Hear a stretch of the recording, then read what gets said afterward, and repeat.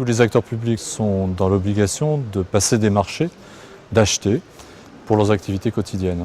La commande publique représente 15% du produit intérieur brut en France. C'est un poids économique, financier absolument énorme. Et il se trouve qu'aussi en région, on est équipé maintenant depuis 2002 d'un réseau qui s'appelle le Réseau régional sur l'éco-responsabilité et le développement durable, le RED, qui est animé par RENAP Énergie Environnement et financé par la région et grâce à différents projets européens. Et depuis toutes ces années, les expériences se sont largement multipliées en région. Et c'est l'objet de ce film d'essayer de montrer cette diversité des expériences, mais aussi illustrer la méthode en tant que telle, comment mettre en œuvre cette commande publique durable pour les différents acteurs publics. Si on devait caractériser ce qu'est un marché durable à l'échelle d'un territoire, c'est un marché qui prendrait en compte les critères économiques, mais également le critère social, c'est-à-dire le retour sur le territoire de la commande publique. C'est extrêmement important parce que ce lien social, il passe souvent par le maintien de l'emploi sur un plan local. Et puis évidemment, avec des clauses environnementales qui nous permettent d'avoir une projection et une orientation dans l'avenir.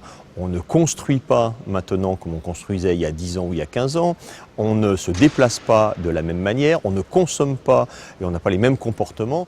Et il se trouve que depuis le 1er avril 2016, l'ensemble de ces acheteurs publics sont concernés par la même réglementation. Le premier objectif, faciliter l'accès aux petites entreprises. Et puis le deuxième objectif, c'est de renforcer la prise en compte du développement durable, c'est-à-dire prendre en compte à la fois la dimension environnementale et la dimension sociale, et cela pour l'ensemble des marchés en fait, aussi bien les marchés de fourniture, de services que de travaux.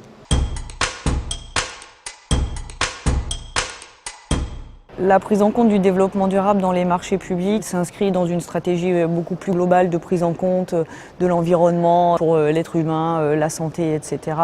Ça nous permet de réfléchir à la manière dont on consomme, à ce qu'on consomme, pourquoi on le consomme, mais aussi on a une dimension d'exemplarité. Le fait que les marchés publics, c'est avec des opérateurs économiques, ça implique aussi des changements de pratiques chez les opérateurs économiques. Le département de la Savoie est engagé depuis plusieurs années dans une démarche de développement durable. Utiliser le segment des achats nous a paru particulièrement pertinent et les objectifs sont de promouvoir par le biais de ces achats l'insertion sociale, le respect de l'environnement, l'accès à la commande publique des petites et moyennes entreprises et par la même occasion la recherche d'économies.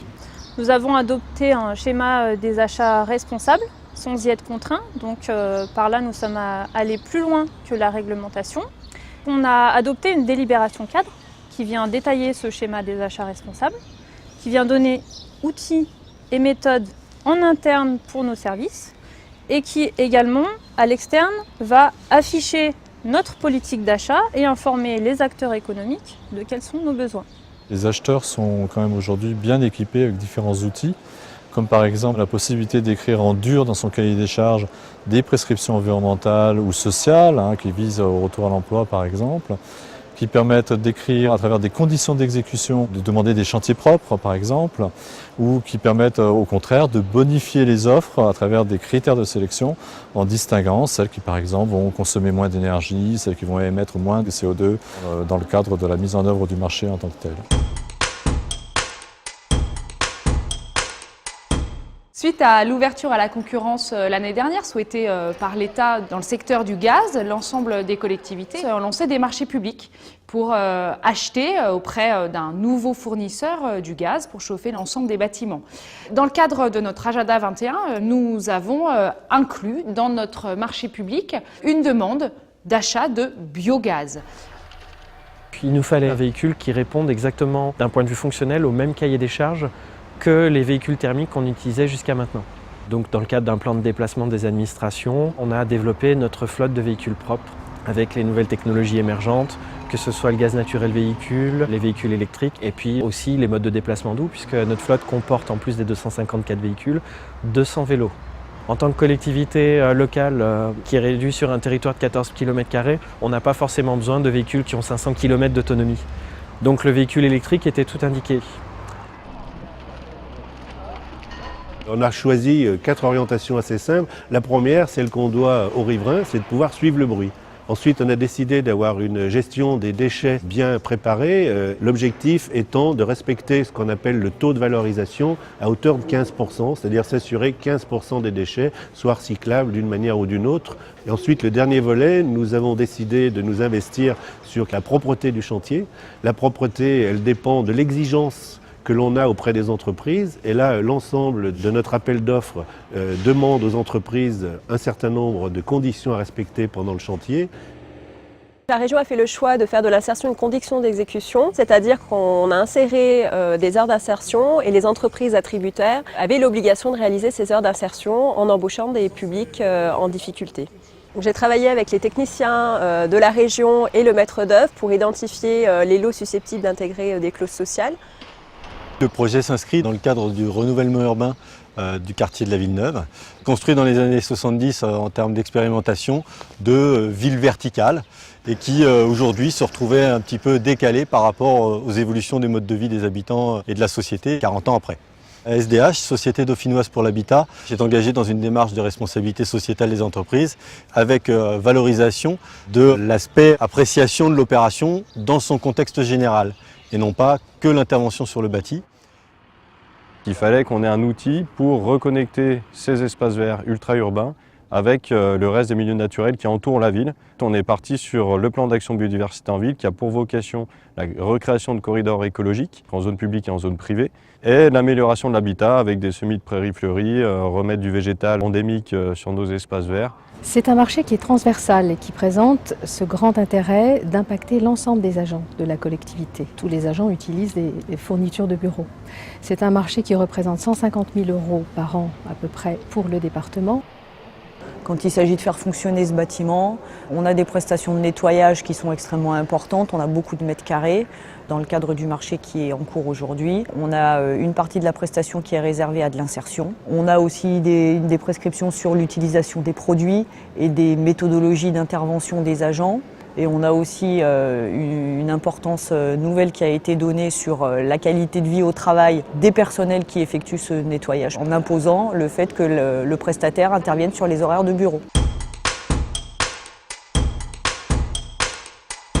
Une commande durable doit à la fois répondre aux grands enjeux planétaires de réchauffement climatique, de réduction des gaz à effet de serre, jusqu'à des objectifs très précis, territoriaux, d'amélioration économique du bilan de cette commande, d'amélioration ou d'aide sur les volets sociaux et notamment sur le domaine de la préservation, du maintien et du développement de l'emploi local avec des filières très structurées, de valorisation également des ressources locales.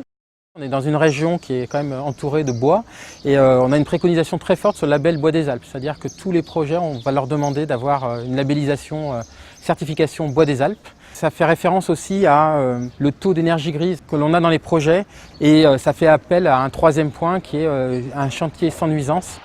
L'intérêt, à mon sens, il est double. Le premier, c'est de montrer aux usagers et à l'ensemble de nos collectivités voisines que acheter du biogaz et des énergies renouvelables, cela a été possible aujourd'hui.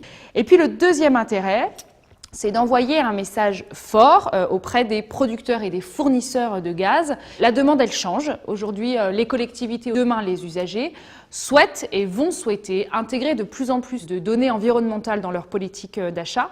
Si la demande change, l'offre doit également changer. La SDH est intervenue avec des objectifs techniques assez précis sur le redécoupage vertical à taille humaine, des ambitions thermiques assez importantes puisqu'on va atteindre le niveau BBC Rénovation, et puis des enjeux de sécurité pour améliorer le confort des habitants. L'objectif, c'est bien sûr d'améliorer la biodiversité animale en ville en recréant des habitats des corridors, mais c'est aussi de recréer de la biodiversité végétale au sein des espaces en remettant des haies avec des espèces endémiques. En réalité, un marché doit être élaboré avec d'abord ses collègues, d'une part de la commande publique, mais aussi du développement durable, et puis ceux qui posent la question en interne, les gens des bâtiments, les gens des véhicules, les gens des fournitures administratives qui ont le problème et le besoin d'origine, mais aussi avec les utilisateurs futurs. Et puis c'est bien sûr aussi les entreprises, on l'a dit, dans la préparation initiale du marché, mais dans sa mise en œuvre, dans son exécution. Je crois qu'un des secrets pour avoir un chantier propre et en général pour faire du développement durable pratique, c'est aussi la coproduction entre les différents services qui sont concernés, de ne pas fonctionner en silo.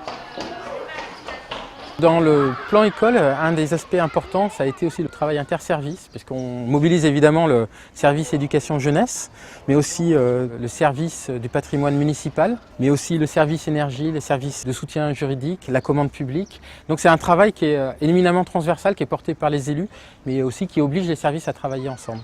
Un deuxième point qui nous semble important, c'est la concertation avec les acteurs de l'école, à la fois les enseignants, les agents de la ville, les enfants, mais aussi les parents d'élèves. Tout le projet s'est donc construit avec cette équipe de maîtrise d'œuvre et toutes les parties prenantes de l'habitat, à savoir en premier lieu les habitants de la résidence, la concertation avec les représentations de locataires, les confédérations, mais aussi le travail itératif avec les collectivités pour que l'intervention de la SDH sur son bâti soit bien en adéquation avec le projet de requalification complet du quartier. Sur l'impulsion politique de nos élus et sur les conseils de Rhône-Alpes Énergie Environnement. Nous sommes partis sur un groupement de commandes avec les villes voisines et la communauté d'agglomération, ce qui nous a permis d'atteindre un volume suffisamment intéressant pour les fournisseurs de gaz. Et nous avons choisi de mettre la fourniture de biométhane en variante afin de ne pas faire un marché infructueux. Ce plan d'action est défini par un document qui est le plan d'action biodiversité en ville et définit aussi les modalités de réalisation par la passation d'un marché avec une entreprise sur un contrat triennal. Et sur cette base-là a été validée avec les habitants une convention de mise à disposition de terrain, une convention de partenariat. Ils ont demandé une entreprise certifiée ISO 14001, qui est une certification de responsabilité environnementale de l'entreprise. La région Rhône-Alpes a inséré plus de 17 000 heures d'insertion dans le cadre de cette opération. Il y a un gros partenariat qui a été fait entre les entreprises du Gros Œuvre et un groupement d'employeurs pour l'insertion et la qualification. Au total, on aura peut-être une trentaine de salariés qui ont été en contrat dans le cadre de ce chantier. Les entreprises du Gros Œuvre ont vraiment joué le jeu et continuent à travailler avec ces salariés au-delà de leur engagement d'insertion. Le projet intègre vraiment une réintégration de l'habitat au format d'aujourd'hui, plus à taille humaine. On va revenir sur des ensembles de 60 et 90 logements, des immeubles au goût du jour. L'enjeu étant aujourd'hui, chacun se réapproprie ses espaces, l'intérieur des immeubles, leur partie privative et le rapport de ces espaces par rapport à l'espace public.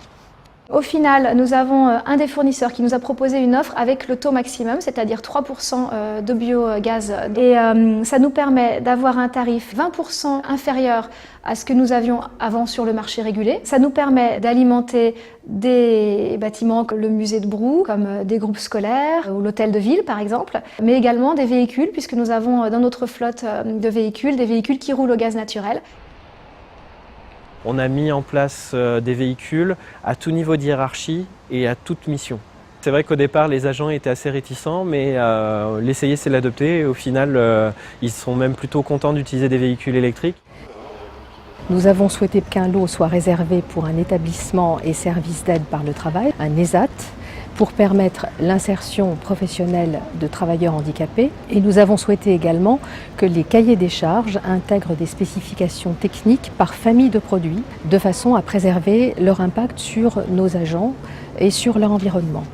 Cette nouvelle procédure a permis de réaliser des économies et par ailleurs sur la livraison, nous avons introduit un critère de sélection des offres sur la performance environnementale de la flotte de véhicules du fournisseur.